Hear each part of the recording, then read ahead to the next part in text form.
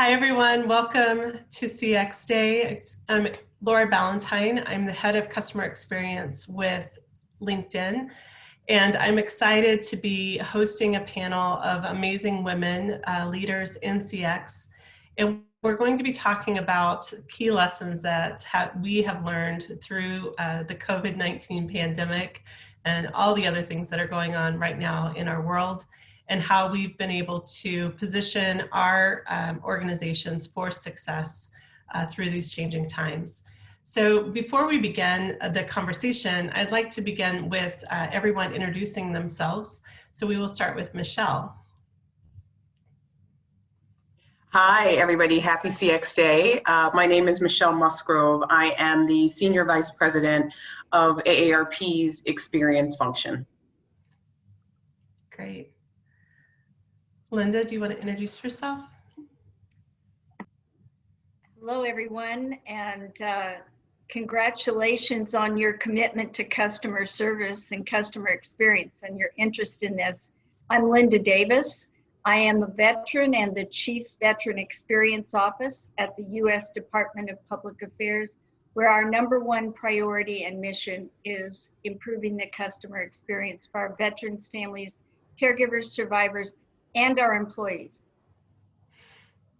That's awesome. I'm so excited to hear how you've been adjusting through these times. I'm sure that there's been a lot of challenges for you. Amy, would you like to introduce yourself? Sure, thanks. Happy CX Day. My name is Amy Shioji. I lead customer experience insights and design for strategic education. We are a post-secondary institution that has a number of colleges and universities for working adults. Great.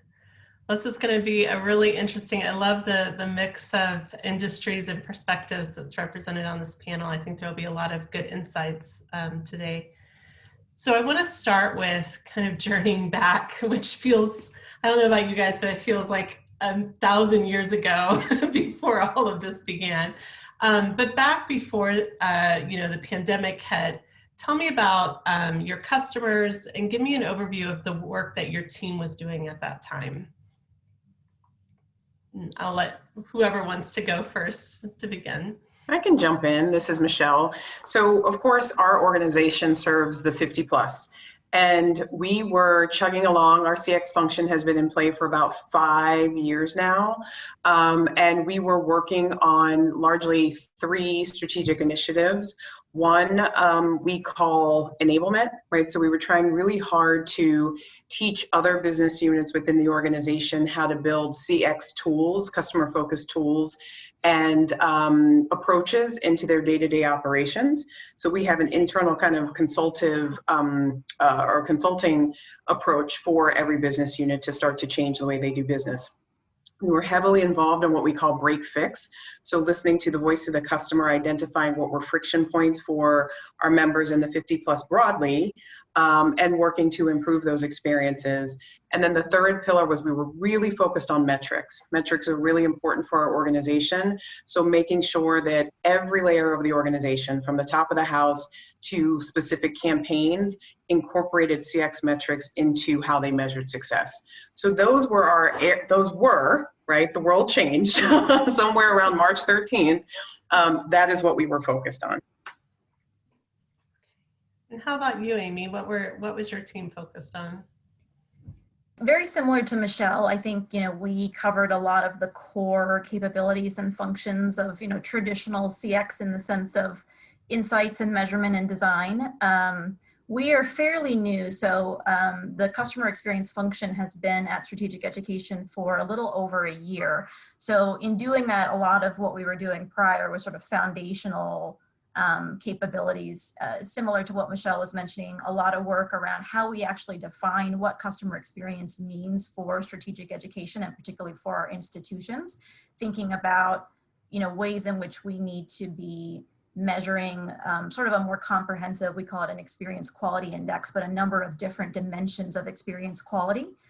We were also standing up really and maturing a voice of customer capability. So really starting to sort of centralize and aggregate a lot of various sources kind of tied to that metrics index that I talked about to make sure that we had the right listening posts in place for that.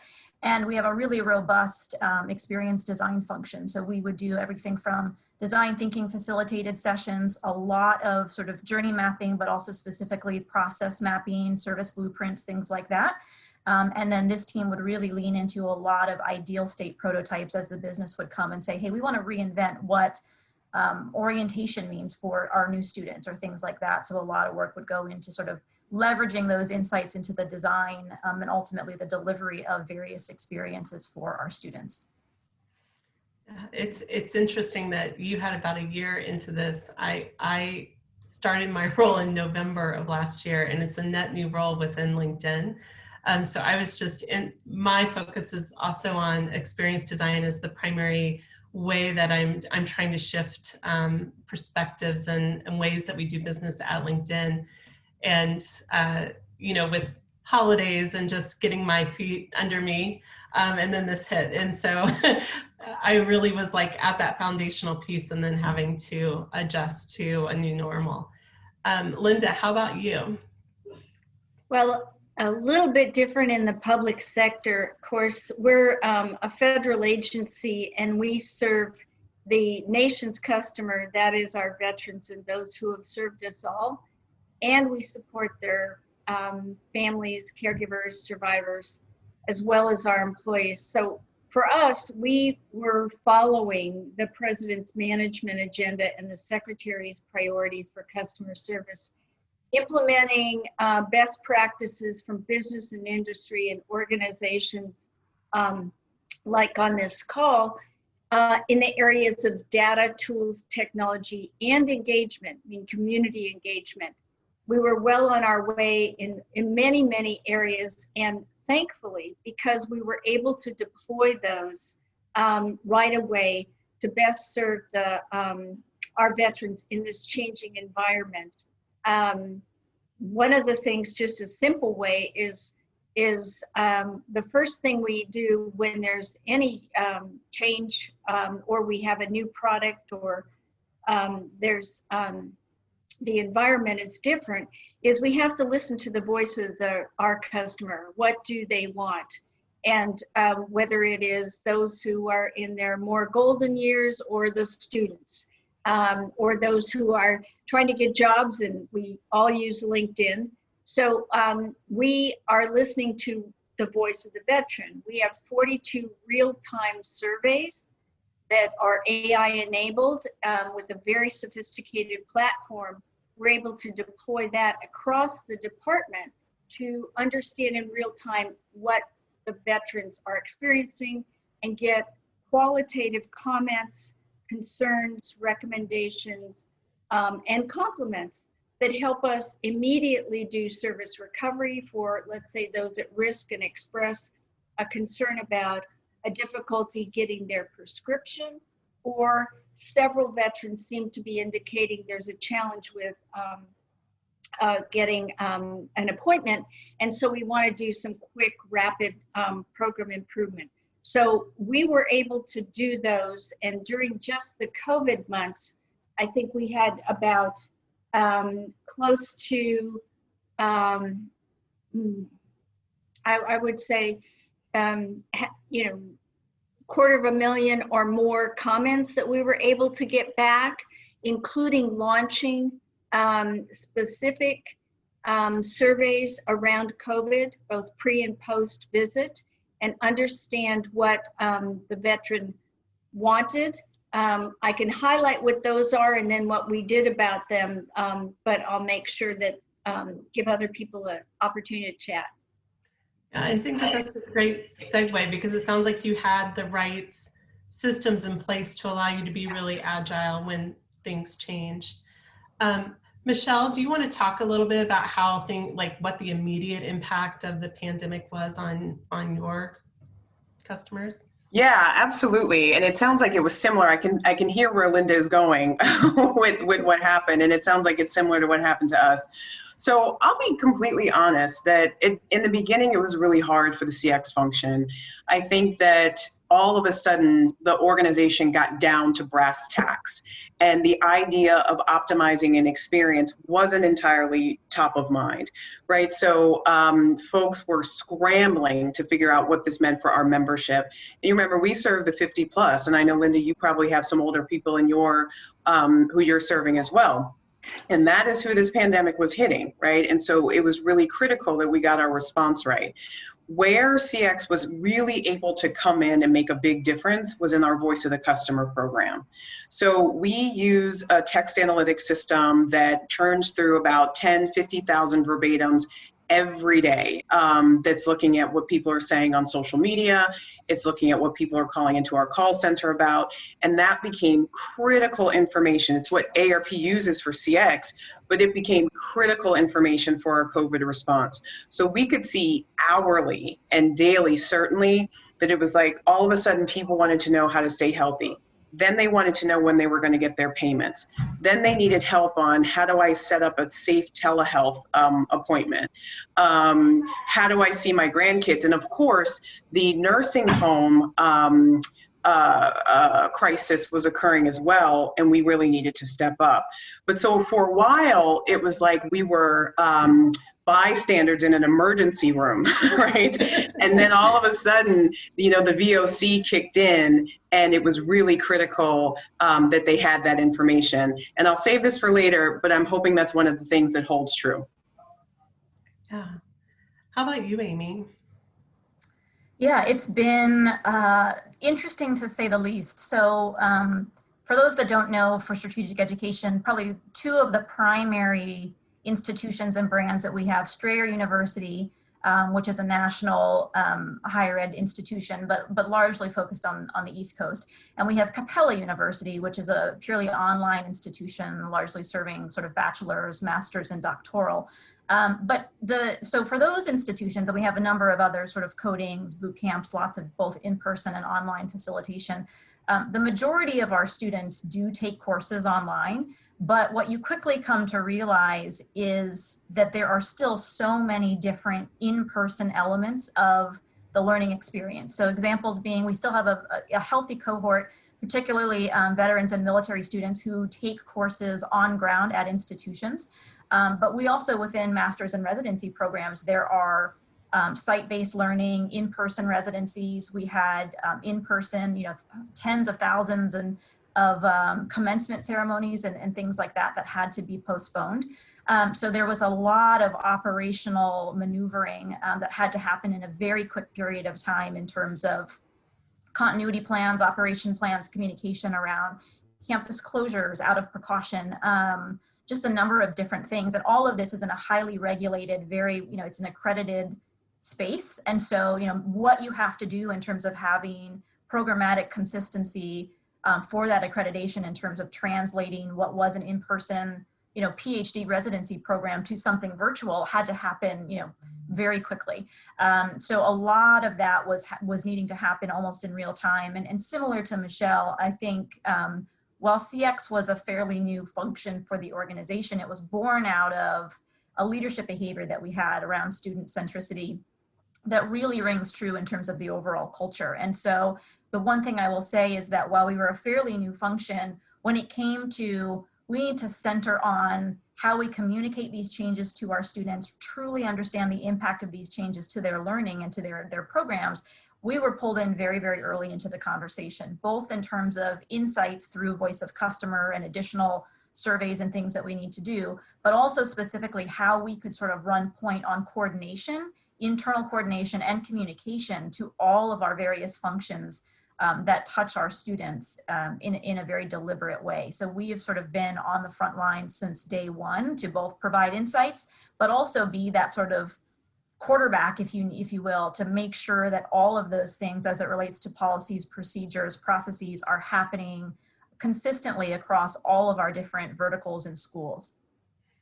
Yeah. It's interesting because from a LinkedIn perspective, I think we saw both sides of what you guys are talking about, where our business shifted dramatically. At the end of the day, the way we make money is through our recruiting products. And suddenly there was no need to recruit because there were a ton of people being laid off because of the pandemic.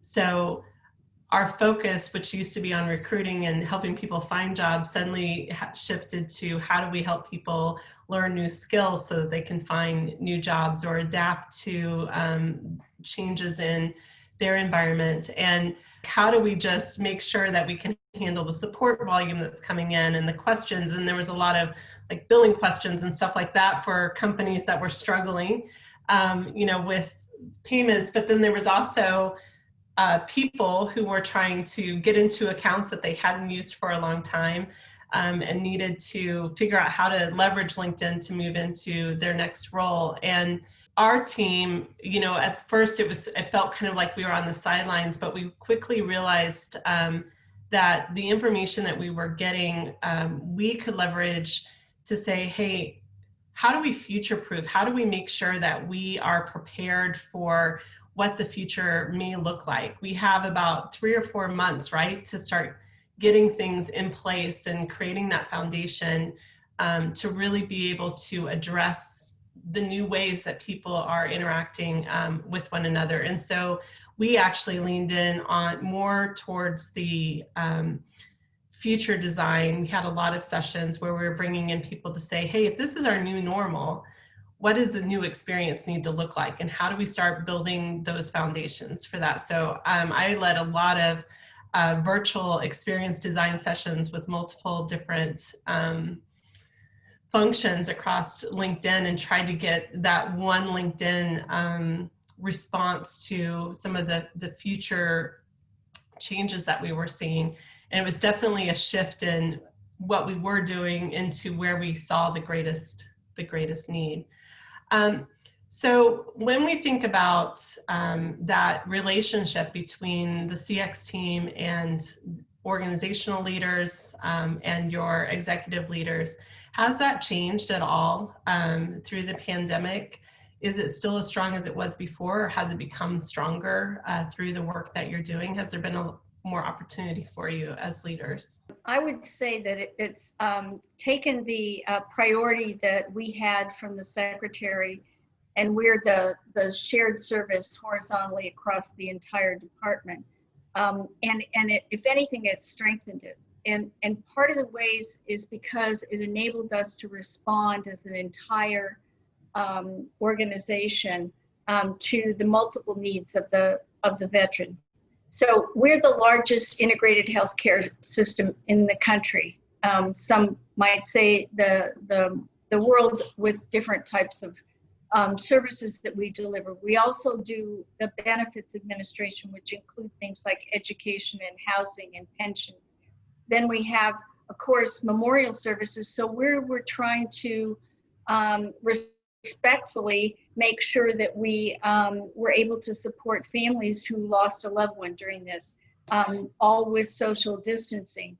The things we had to do in using multiple channels to listen to the experience of the veteran and the employee, what were their stress points, where were they concerned about, was not only do things like I mentioned with our surveys and our 311 contact centers with FAQs, our hotline 24/7, our crisis lines, our chat, our text, to deploy all these to listen, but also, as I heard somebody say, key to communicate to the veteran.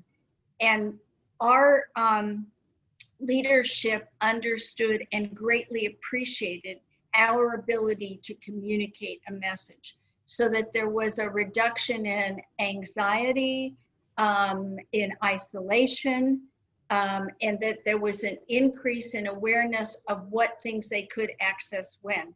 Just a couple examples.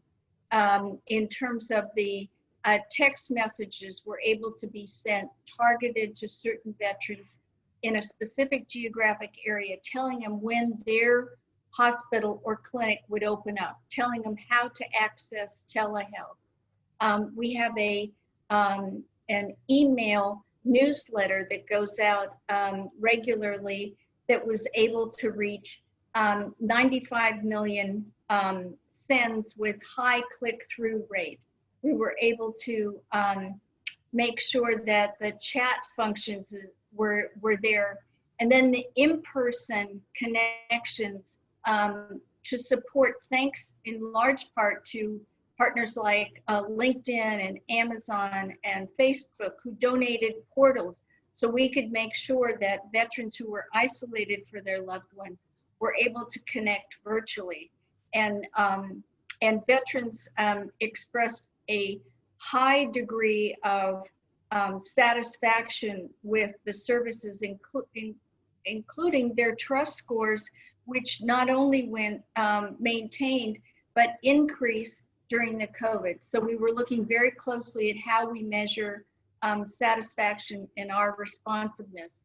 I think we have a whole new appreciation across the department for why the importance of customer service and the customer experience as the way to guide the how we do business and deliver services. That's amazing.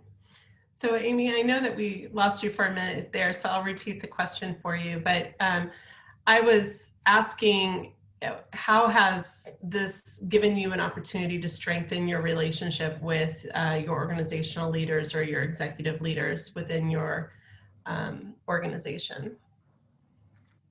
It's a great question. Yeah, I mean, I think similar to what we talked about, thankfully, we just have a very strong sort of customer-centric culture to begin with, which I think was a lot of the impetus for formalizing this type of a role and a function within the organization. But I think similar to what Linda just shared, I think it has definitely strengthened and underscored the value of the insights that we provide to the organization. And we've been quick to not only spin up pulse surveys and things of existing students to really understand what's top of mind for them, how are they being impacted in their personal lives in terms of their jobs. Many of them, and ourselves too, as working adults, often have many more constraints on their time in the day-to-day, whether that's childcare or caring for a loved one. So, a lot of work to kind of understand what that picture looks like, and even their sort of mental health outlook for our students. But we've done similar things with prospective students just to kind of understand college is, it's a long term, it's an expensive proposition, and what does that look like, and what are those decision points for you? So I think we've leaned a lot into the insights piece. And I think another part that's been very encouraging is that our CX function, our Mighty Little CX function, has actually kind of grown in this in terms of taking on a more formalized student communications center as a result of what we did in terms of this sort of coordinated and facilitated exercise amidst the pandemic, because I think it really did demonstrate, if you think about one of the things that is probably true for any sort of high touch product or service, but if you even think back to whenever it was that you were in school, this is something where you have an instructor or a faculty member, right? You have an advisor, you've got the registrar's office in terms of re-registering for courses and things like that. If you're taking federal aid, there's financial aid advisors. So there are many, many sort of high touch interactions that you have with the experience of going to school, that you don't necessarily always have if it's, a consumer product of some sort. And so as a result of that, I think one of the things that we have really doubled down on is this idea that, and I think we're probably more critical about this as CX people than anything, but when you get an email that says, and I think we probably got hundreds of them in the pandemic, probably all well-intentioned, but when you get something that says, we're here for you, you now have more financial flexibility, and you call and you're on hold forever, and you get a rep that doesn't know what this offer is, how to process it, or they claim they have, but then it doesn't actually happen, that is not honoring the time and the commitment or the intent of what that support measure was designed to do. So we have been super deliberate, not just in terms of functionally pulling together a group that's in charge of this, but we have spent so much time, almost more time, on the internal, to Linda's point, communication around very deliberate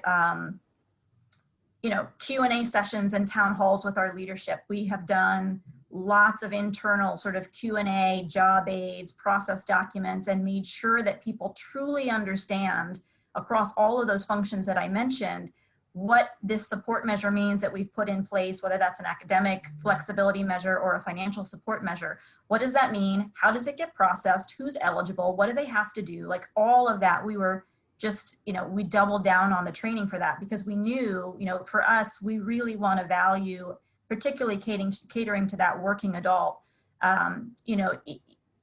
Time is probably the most valuable resource that they have. And so if we need to protect that and really honor that and say, hey, we've got this person who's desperately trying to finish their MBA and they've got 2 kids at home and they're trying to work and they're trying out, and maybe they had 2 hours a week that they could devote to their studies and now they have 45 minutes. We have to make sure that that 45 minutes is as productive as absolutely possible. And in doing that, we have to fully make sure that any of these things that we've put in place from a procedure or policy perspective are actually honored all the way through. So I think, that's one example of not only sort of expanding in some ways the reach and scope of the CX function in terms of this group, but I think it's an acknowledgement to the discipline that we needed to have as an organization to make sure that all the way through, the output was the communication. The hard work was that coordination that happened internally to make sure that all of those student-facing functions, of which we have thousands of employees, some are adjunct, so they're not as engaged day to day,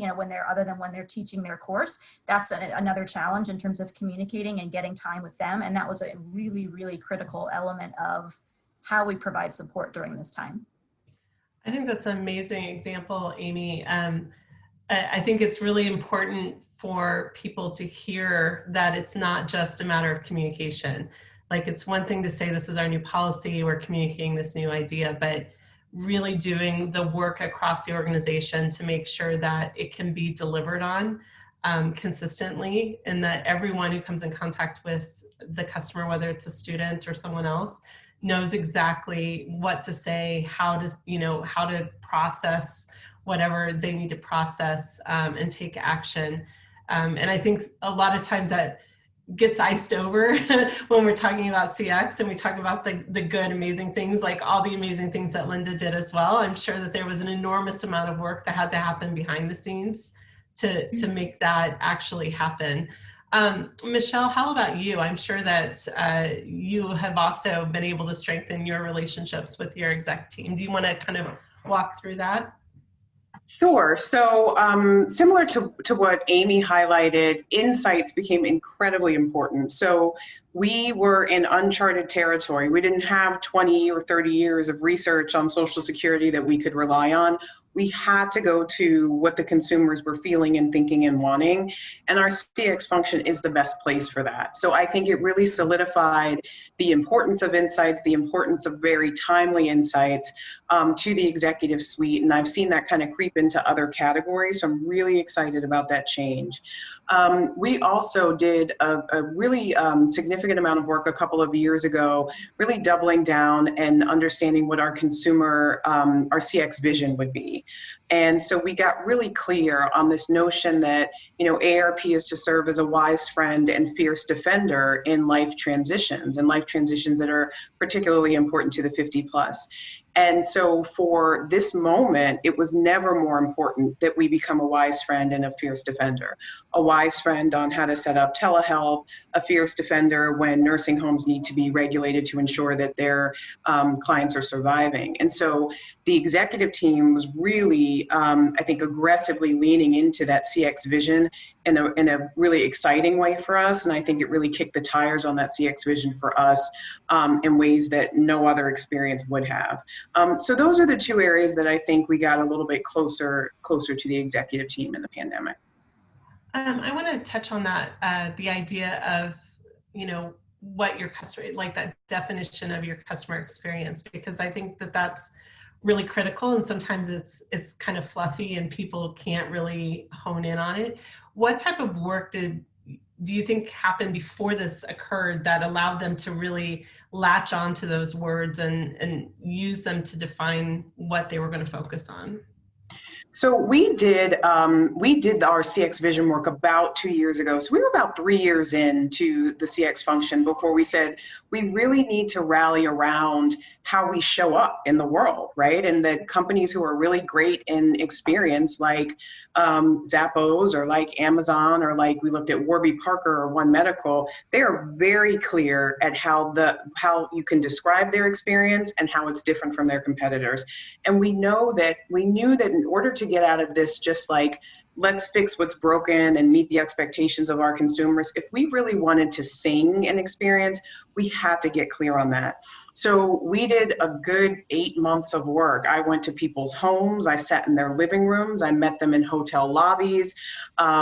We validated that work through quantitative surveys to really understand the experience that our consumers were looking for when we showed up in their lives.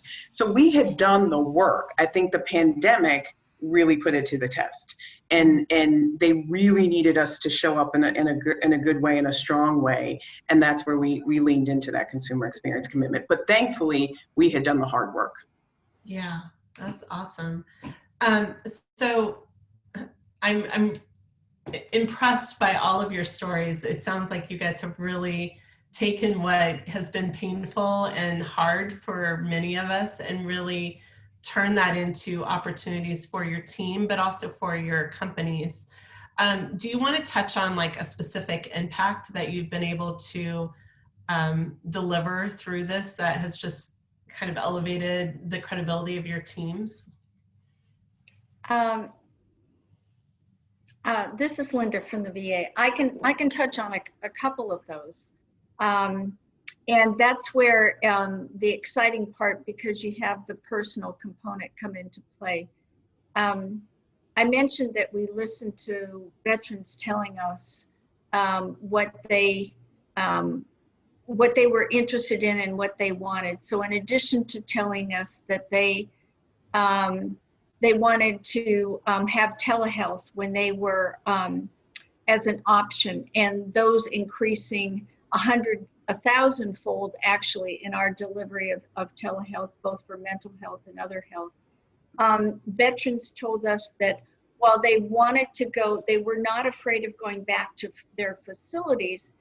They did want to make sure that there was social distancing, and they felt more comfortable when they saw people in masks, and they wanted to make sure they were clean, etc. So things like our campaigns based on the veterans' input for green gloves, just being able to see and visually acknowledge that there was an effort underway.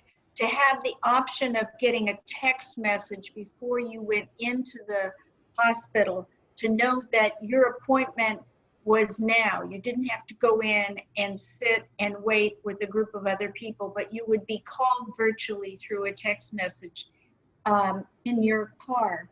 I mentioned the ability to connect the veterans with their loved ones. As I certainly have experienced my senior veteran widow being isolated during the pandemic and being quarantined for months on end without the ability to see or touch her in person. Our ability to have the portals that enabled those in our nursing care facilities so they could talk with their loved ones, and to have the nurses and nurse assistants be able to facilitate those calls for them, including at the most tender and hard moments at the end of life.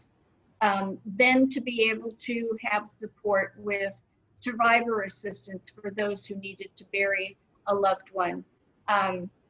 Those are very tangible examples of where you always have to ensure what I heard the other two saying. You have to ensure that despite all the data tools, technologies, processes, surveys, that it's ultimately the human touch. That's why when we measure the impact, we use the Forrester, ease and effectiveness, and then emotional resonance.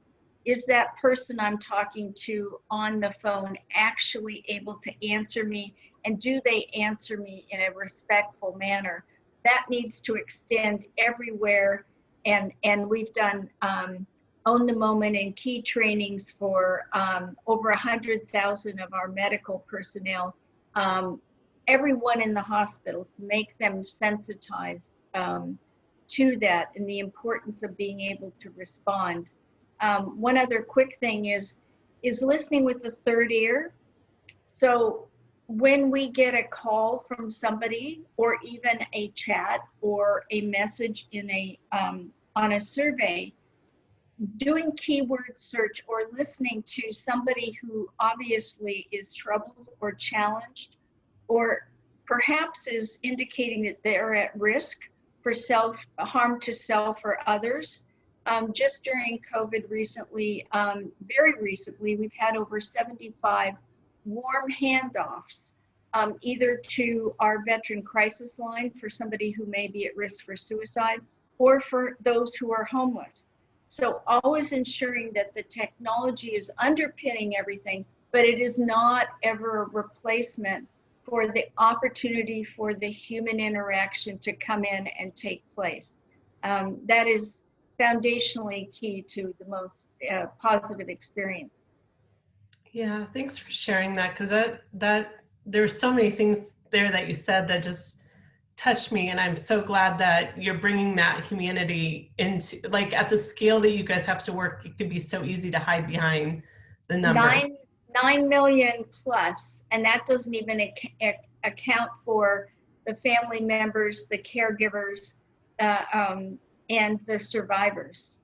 Yeah, and I just wanted to call out, I think, from a service, sorry, I'm tearing up here, but one of the things that stood out to me, which, often when we think, I don't know about you, but I get in these conversations where we're trying to do these really big things for customer experience, right?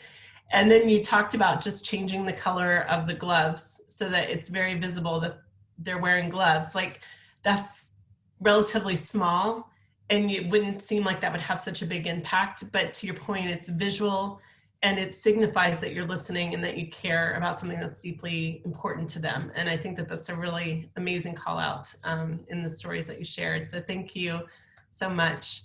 I'm going to move on to I'm actually going to move to Michelle so that we can kind of bring this all together. But how has, what has been the biggest, single impact, or a couple of big impacts that you've seen at the AARP?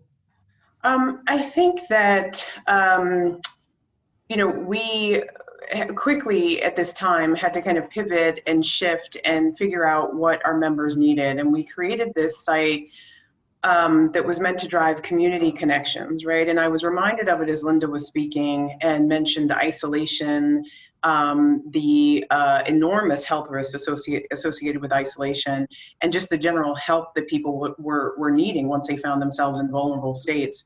So we had to do faster than we ever have, fast and scrappy work, to make sure that we were pulling together the resources that were available both at AARP and at other organizations that could help people in these very vulnerable moments. And that was probably one of our fastest design projects that we've ever pulled off. And so now we've made the mistake of showing people just how quickly we can work, but I think that'll serve us well in the future. I think, Laura, the other thing that I think is a major impact that'll stay with us for a while is what you spoke to in the beginning, which is it took us to a different future, right? And so we quickly had to start to think about, and we're still thinking about this now, how has this changed the consumer base permanently, and how do we need to design for that? So for us, we are not a completely digital organization, right? So one of the things that came down immediately was we are, I want to say AARP is the number 4 or 5 tax preparer in the US. I can't remember what's our ranking, but we had to help because we do it for low income individuals. And so all of a sudden we had to help people prepare their taxes without going into a center that they had been doing for such a long time. So having to move and think about different ways to serve people where digital is not a luxury, but a necessity has become really big for us. And so we're trying to think about that. It's become very clear to us the impacts of the digital divide. When you don't have access to strong Wi-Fi, you now don't have access to some really critical life services. And so those types of things, I think things are more front of mind for us and more top of mind in our design. So those are the two things that come to mind. Yeah. You know, it's interesting that you say that because on top of the pandemic, we've also been looking at, you know, just the racial and socioeconomic disparity.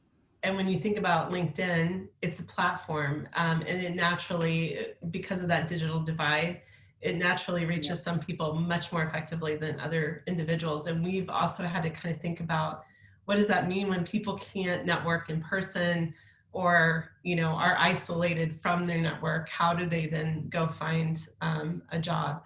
And so it's really challenged us to kind of, I think we've leaned so much on technology that it hasn't been as real to us what it means, that digital divide, until now when so many services are not available anymore. So that's a really good call out. Amy, how about you? I know you've had some enormous impact in your work. Yeah, and I think, you know, what Linda said is really true. And sort of, I think crisis can be clarifying in the sense of kind of needing to understand what's at the root of what you're solving for. And, you know, one of the things for us that we focused a lot on was commencement and graduation. So for one of our institutions, we primarily serve first generation learners, those who are adult learners who, you know, are the very first to go to school or to college or post-secondary in their entire families. And it's an enormous accomplishment, and it's something that is, you know, so celebrated at these huge ceremonies that we have, where, you know, tons of family members will come. And, you know, so what we tried to do in terms of the virtual was say, like, this is still a moment that we absolutely have to celebrate. And how do we do that in a way that really honors the time, the commitment, the grit that it took for people to finish and get their degree? And so particularly when the last couple of semesters we know were enormously challenging for everybody on a number of fronts. And so I think it was examples like that where, you know, the events team, who was incredible, and all these folks are focusing on, you know, what does that look like in terms of keeping that emotional resonance with the spirit of a virtual commencement. And so it was like reaching out to family members to try to get pictures and mementos, and thinking about how we could recreate something that still gives people a ton of excitement for this idea of walking across a virtual stage and things like that. So I think those are pieces that, you know, hopefully we can get back to sooner than later one day, you know, where we can have these celebratory in-person moments. But I think there's a lot of elements that help us stay top of mind to, regardless of what this ultimate execution looks like, if we remain centered on what we're really celebrating and what's the emotion at the center of that we really need to amplify regardless of the modality, that becomes really important. Another example of that is, you know, we've focused a lot on and some of the stuff too, like on process. Like, so one of the things that we've done, and I mentioned this before, is thinking about, and I'm glad we do this, because one of the things that I'm super passionate about is non-sort of face value CX. And so what we've really, I think, been able to work with the organization on in a big way is starting to say we need better and more deliberate sort of, it's not sexy, but like service blueprinting. We really need to understand when we make changes or what we're focused on, like what is the downstream as well as upstream implications of a lot of these things. Because we have chatbots, we've got virtual assistants, all these different areas and channels now where people can reach out to us. And it's really important that we understand if there's a knowledge base that isn't updated, that's pulling the wrong information, regardless of whether this is in a pandemic or in a normal situation where you just want to know what your grade is, we need to make sure that that is consistent. So I think we've really anchored to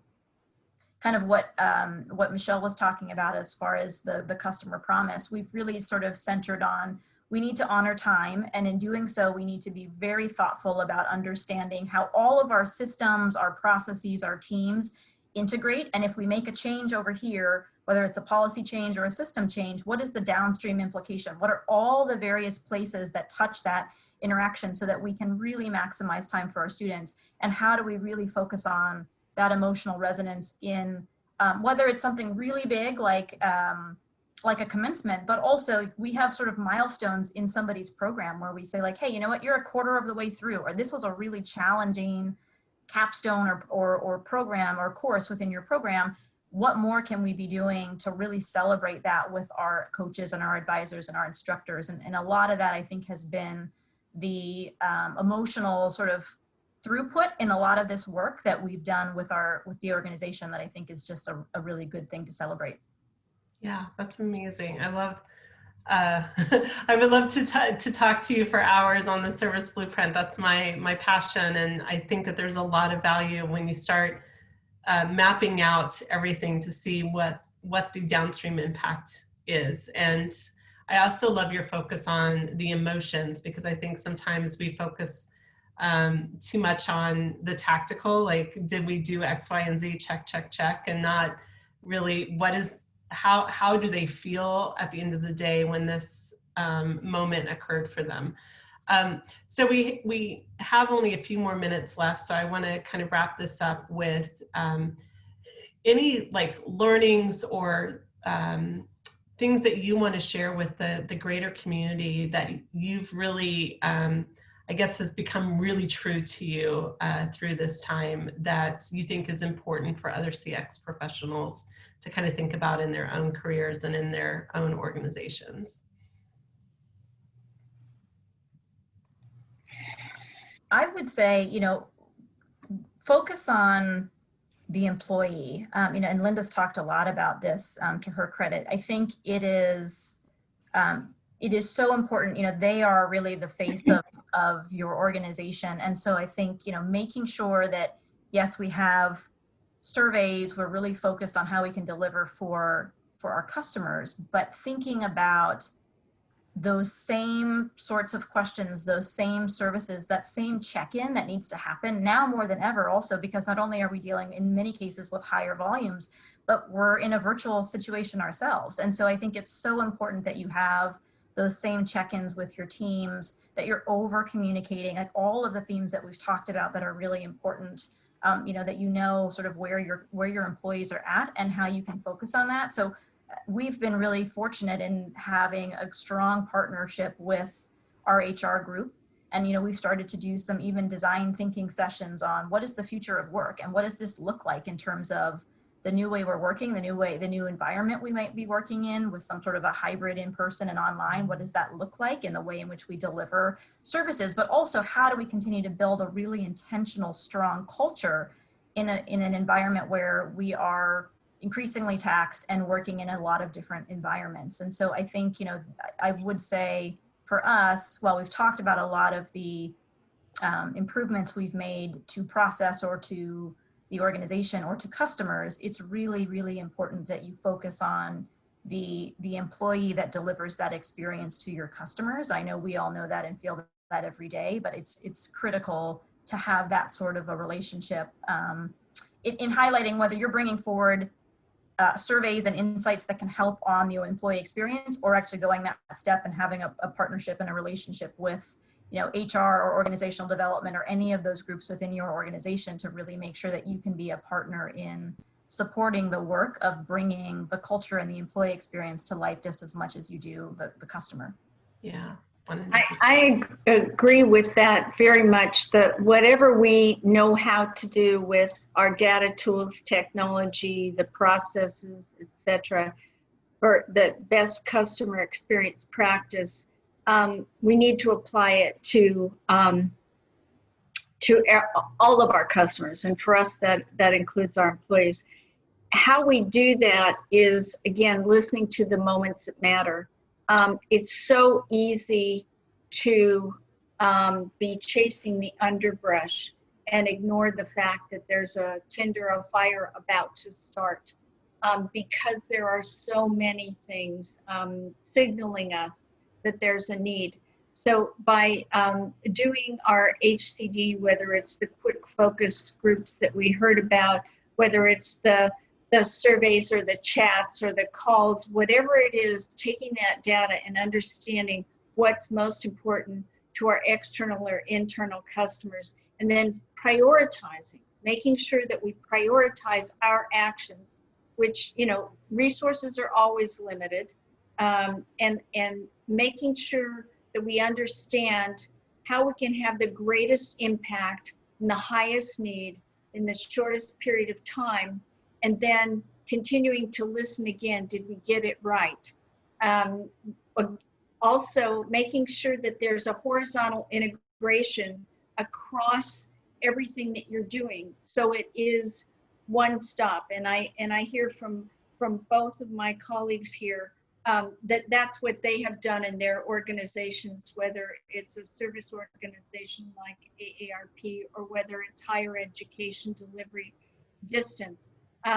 We all appreciate the need to still maintain as high a touch, as safe a touch, so to speak, virtually as we can.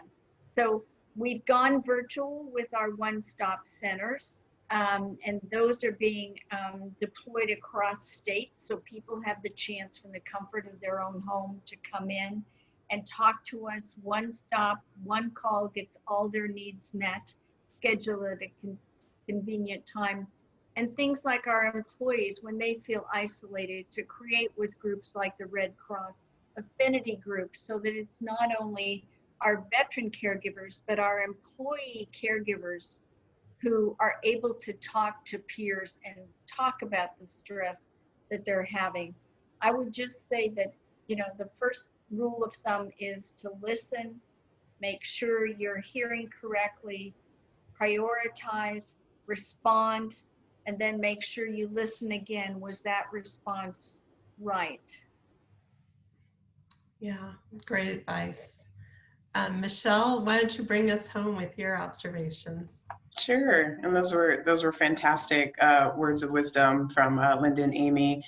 I think I would just add that you know, one of the fantastic things about being a CX professional is that we get to operate in a world of perception and emotion.